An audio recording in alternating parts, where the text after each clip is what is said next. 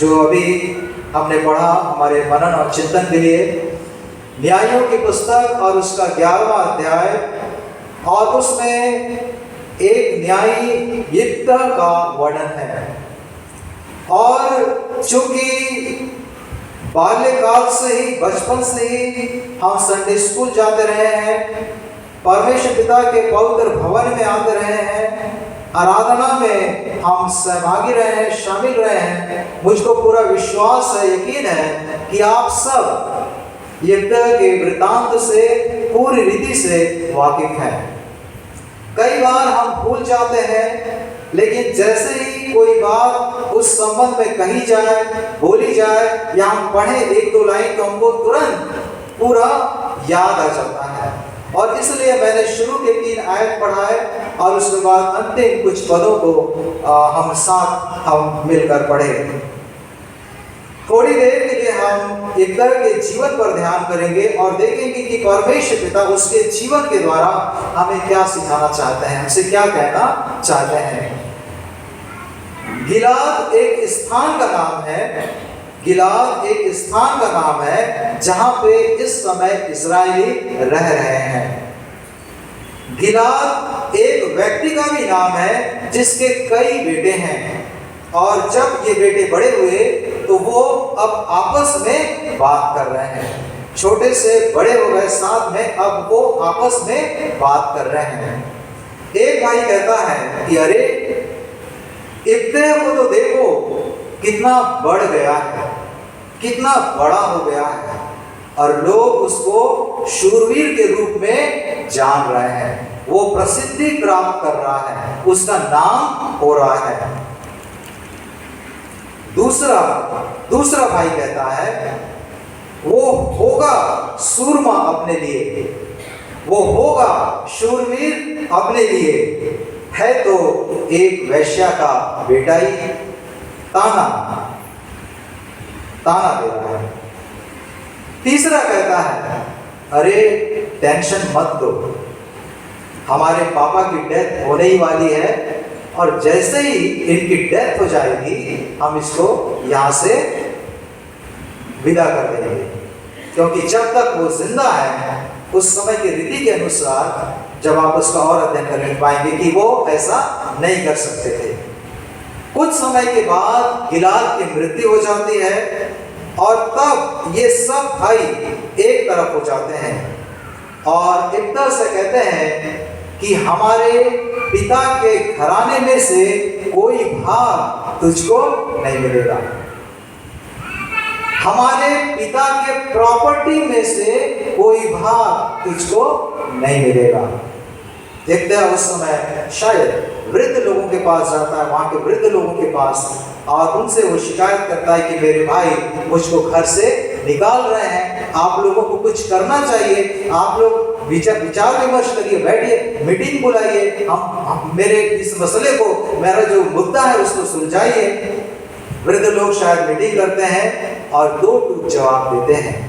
एक तो ये तुम्हारा पर्सनल और पारिवारिक मैटर है, और इसमें हम ज्यादा कुछ नहीं कर सकते, क्योंकि कानूनन प्रॉपर्टी में तुम्हारा कुछ भी क्लेम नहीं बनता।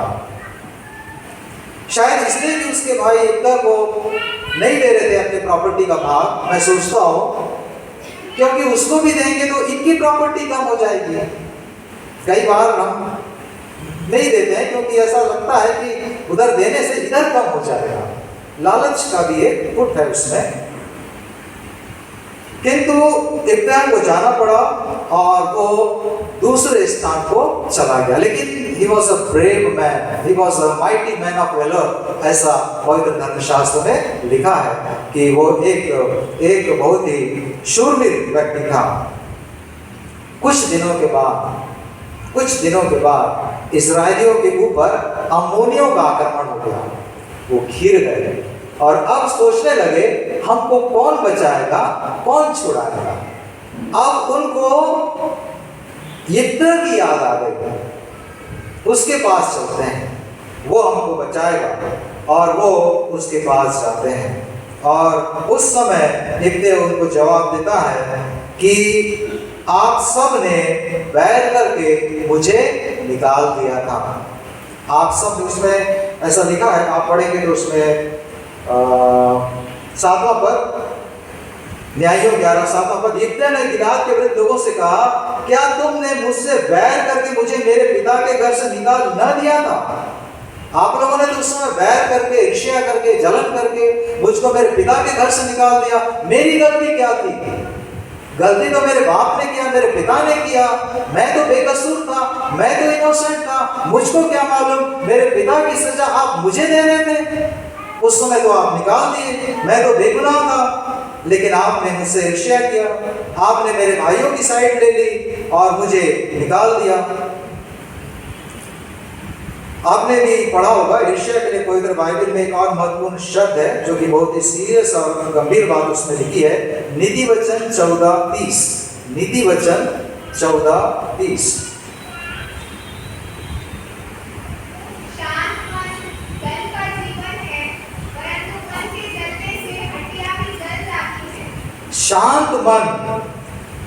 शांत मन तन का जीवन है, परंतु मन के जलने से हड्डियां भी जल जाती है और जल जाती हैं। और उसके नीचे अगर आप उसके फुटनोट को देखेंगे तो वहां पे लिखा है सड़ जाती है।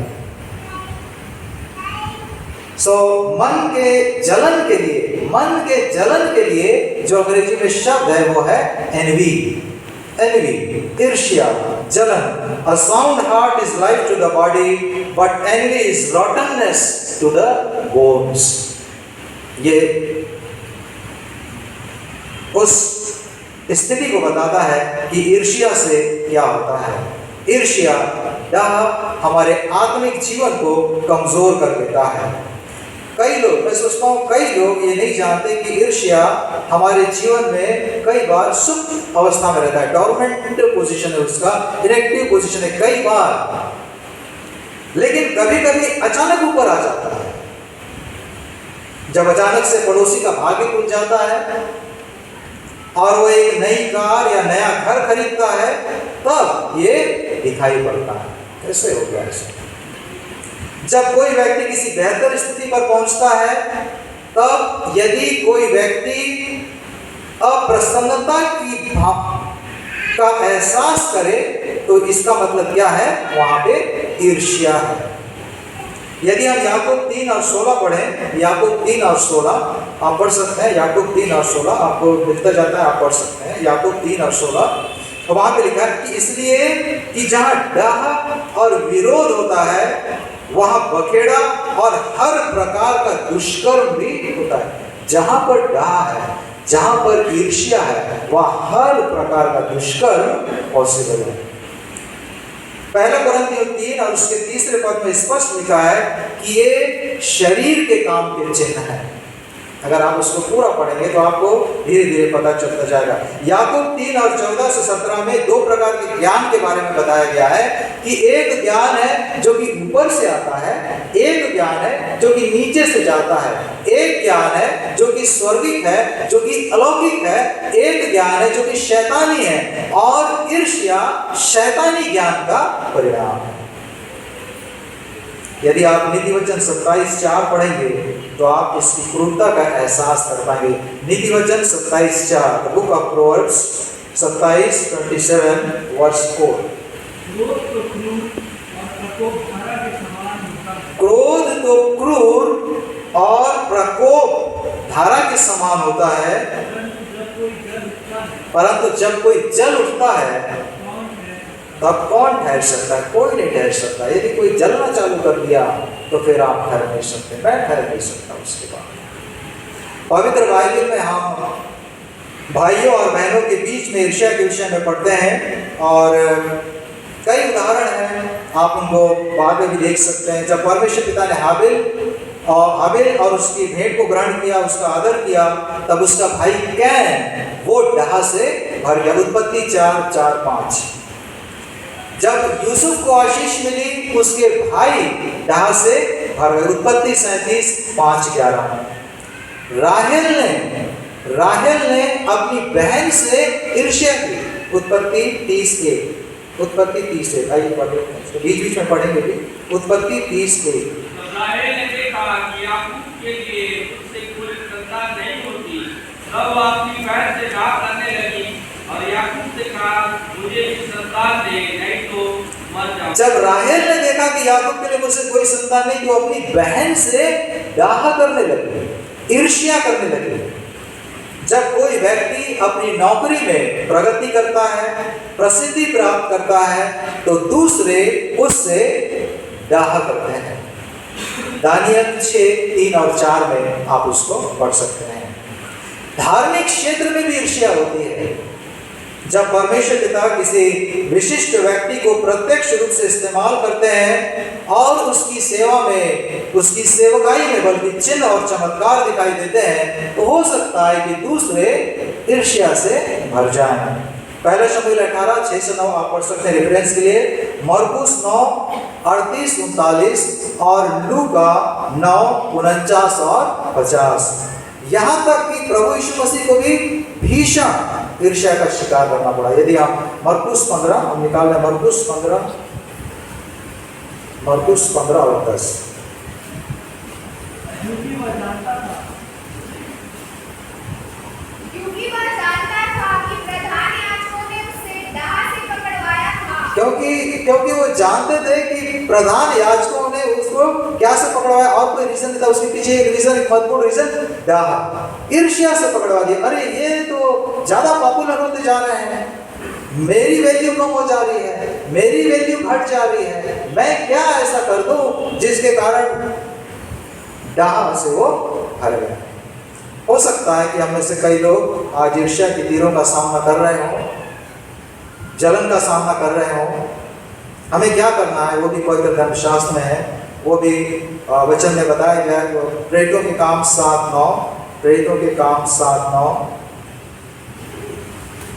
कुलपतियों ने यूसुफ से डाह करके उसे मिस्र देश जाने वालों के हाथ बेचा, परंतु परमेश्वर उसके साथ था।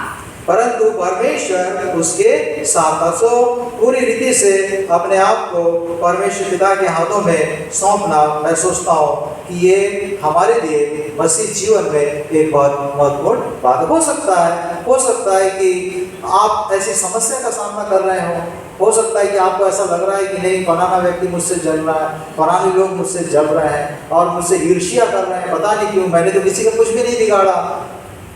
आपके लिए यह आवश्यक और ज़रूरी है कि आप अपनी बात को परमेश्वर पिता के हाथ में सौंप दें, परमेश्वर पिता के चरणों पर रख दें। और मैं इसमें एक और महत्वपूर्ण बात वो कहना चाहूँगा, वो इसलिए वो अकेला पड़ गया, उसको भेज दिया गया, दूर कर दिया गया, लेकिन परमेश्वर पिता ने उसको नहीं छोड़ा। अभी वृद्ध लोग आए और बोले कि आप चलें, हमारे लिए प्रधान बन जाए। एक समय था जब उसका परमेश्वर पिता ने कैसे उसको आशीष दी, एक समय था जबकि उसके परिवार वाले उसको एक्सेप्ट नहीं कर पा रहे हैं। परिवार वाले बोल रहे हैं कि तुम तुच्छ हो, तुम घिनौने हो, तुम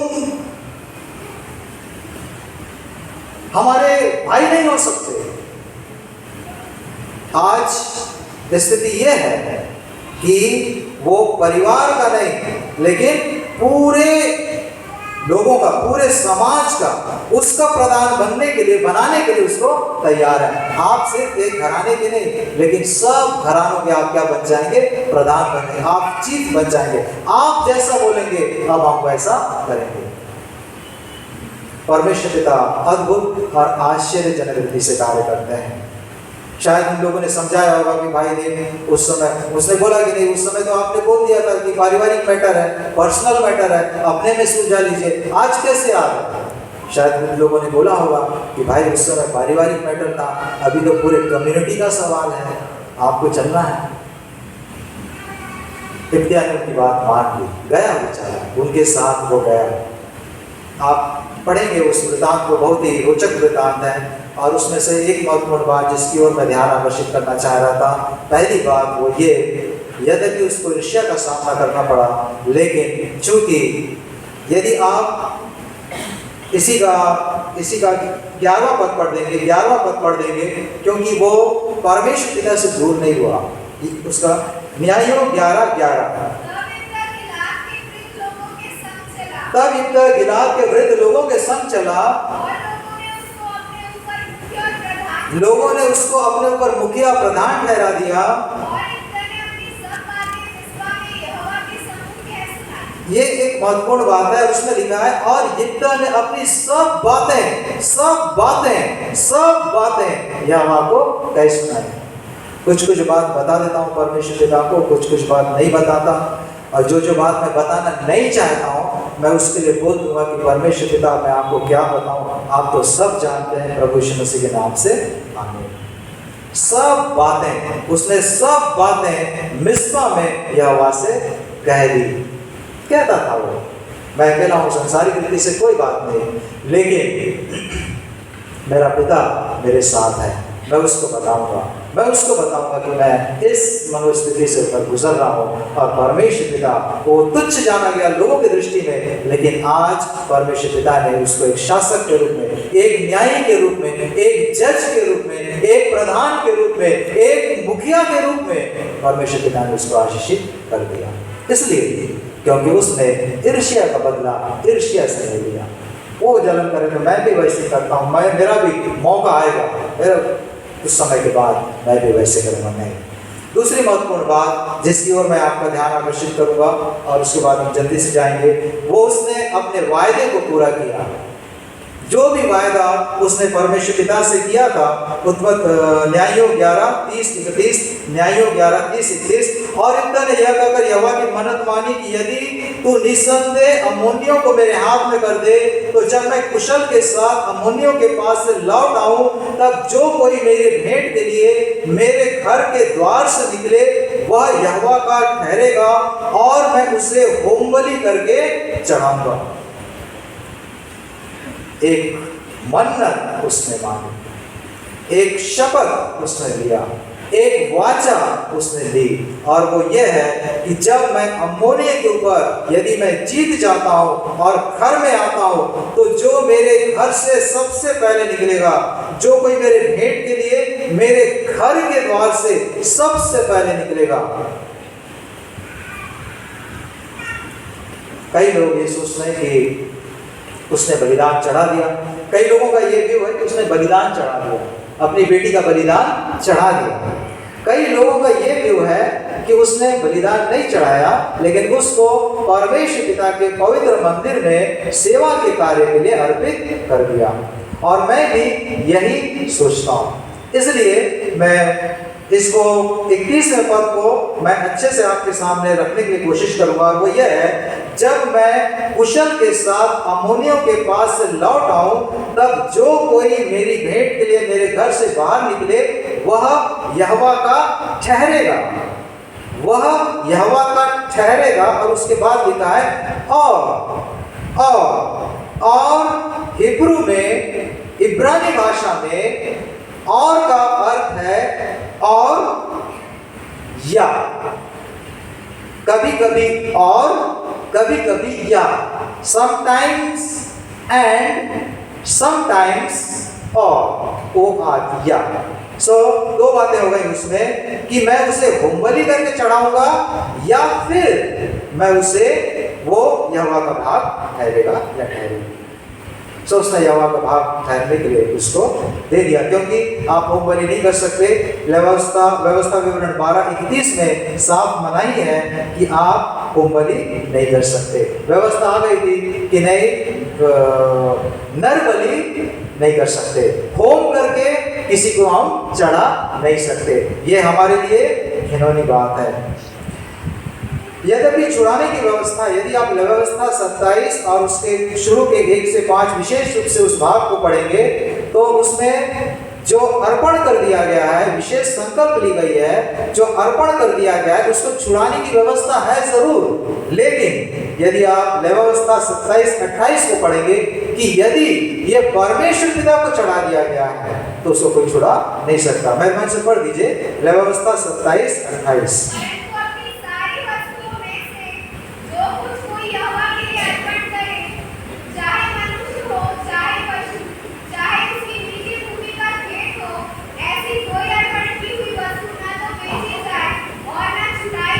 ना उसको आप बेच सकते हैं, ना उसको आप छुड़ा सकते हैं। उसको तो यहोवा के भवन में ही, यहोवा के कार्य के लिए ही उसको वहीं पे रहना है, उसको आप घर नहीं ला सकते। और इसलिए मैं सोचता हूँ कि वो विलाप भी करता है कि हाय मेरी बेटी, क्योंकि उसका ना कोई बेटा था और उसकी कोई बेटी थी, और वो कहता है कि तूने तो मेरी कमर ही तोड़ दी।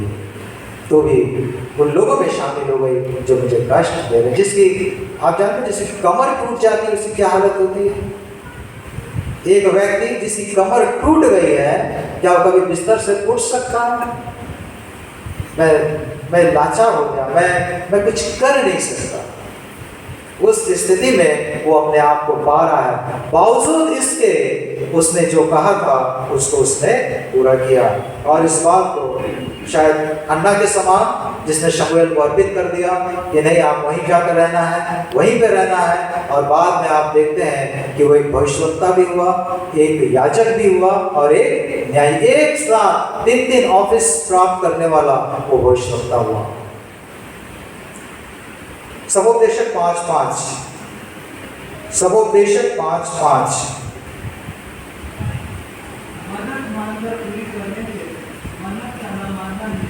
मन्नत मानकर पूरी न करने से मन्नत का न मांगना अच्छा है। व्यवस्था विवरण 23:23, व्यवस्था विवरण 23:23।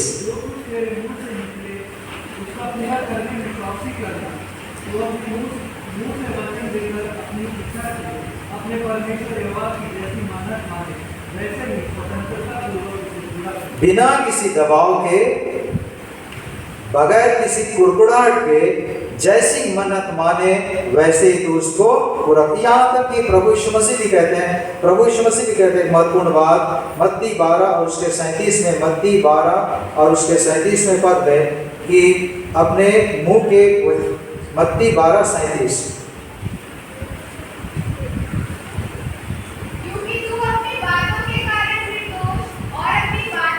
अपनी ही बातों के द्वारा निर्दोष और अपनी बातों के द्वारा दोषी ठहरेगा। और उसके साथ हम पढ़ सकते हैं भजन संहिता 15:4, भजन संहिता 15:4, भजन संहिता 15:4। उसमें लिखा है, वह जिसकी दृष्टि में निकम्मा मनुष्य तुच्छ है। उसके पहले एक क्वेश्चन है कि परमेश्वर पिता आपके तंबू में कौन निवास कर सकता है, पवित्र भवन में कौन जा सकता है? वो जिसकी दृष्टि में निकम्मा मनुष्य तुच्छ है, जो यहोवा के डरवैयों का आदर करता है और शपथ खाकर बदलता नहीं, चाहे हानि भी उठानी पड़े।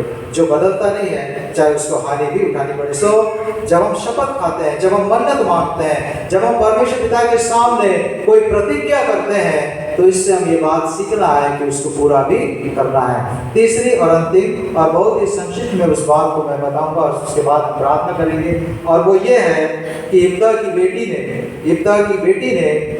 की जवान बेटी ने अपने पिता की आज्ञा मानी। वो जवान थी, वो चाहती तो मना भी कर सकती थी, वो बोल सकती थी कि मैं नहीं जाऊंगी, मैं नहीं करूंगी।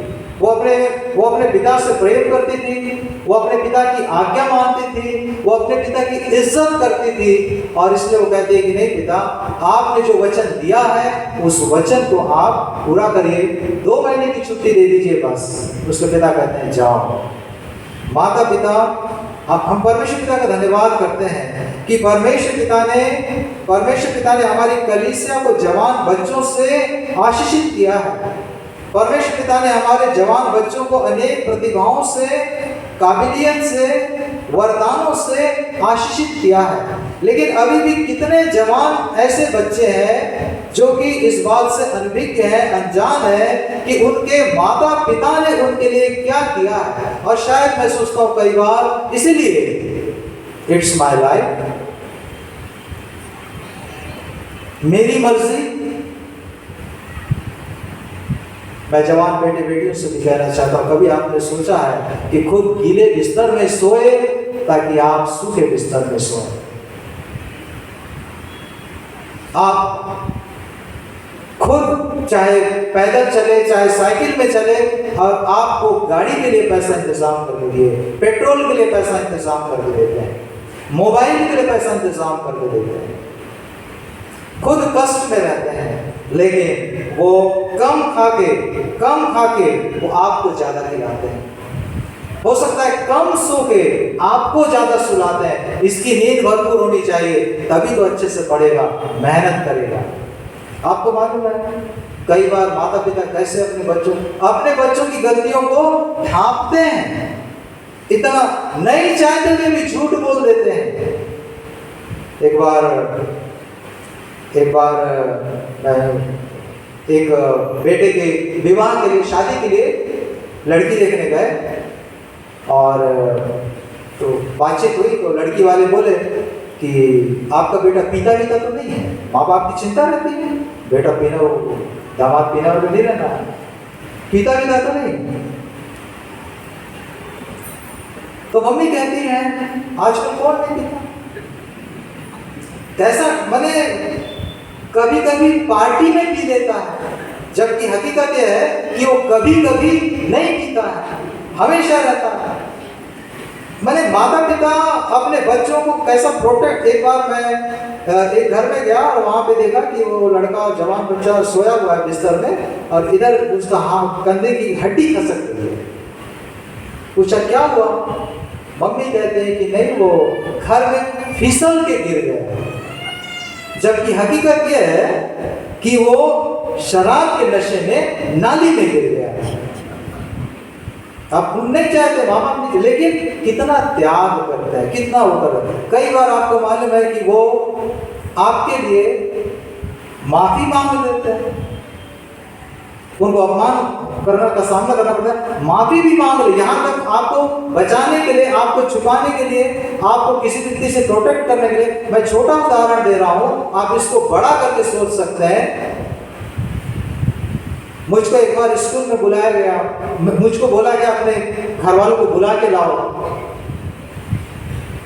और मैं जाके ये नहीं बताया कि मैं क्या किया था, बताया कि मैडम बुला रही है। और वहां गया तो मैडम ने बताया, मेरी दादी को बोला कि तेरा नाती स्कूल जाना छोड़ के खेल रहा था, और वहीं पे उनको माफी मांगनी पड़ी, क्योंकि रिसेस के समय बस्ता मेरा स्कूल में ही छूट गया। वो ढांपते हैं, वो छुपाते हैं।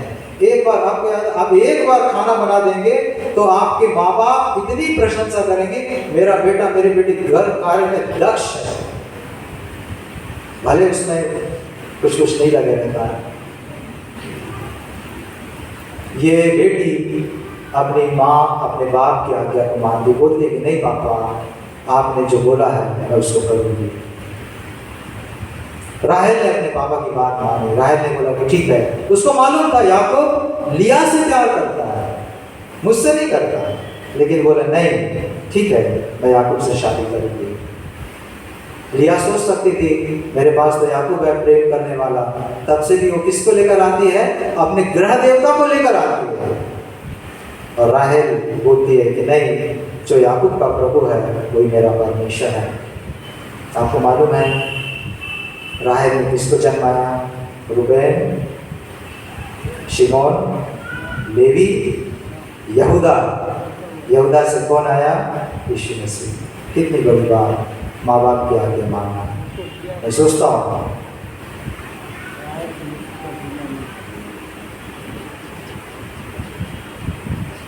अमर हो गई वो जो परंपरा थी। वहाँ पे इस्राएली लोग वो अपने इसकी यश गाने के लिए हर वर्ष अब आया करते हैं। परमेश्वर पिता से प्रार्थना है कि हर प्रकार की ईर्ष्या हमसे दूर रहे। परमेश्वर पिता से प्रार्थना है कि हम अपने वचन के पक्के हों, प्रभु से जो कहते हैं उसको पूरा करें। और तीसरी महत्वपूर्ण अंतिम बात ये कि हम अपने बड़ों की आज्ञा का पालन करें, ताकि स्वर्गीय आशीष मिले और हमारे जीवन के द्वारा दूसरे आशीष। आइए प्रार्थना करें। प्रभु जी हम आपके पास आते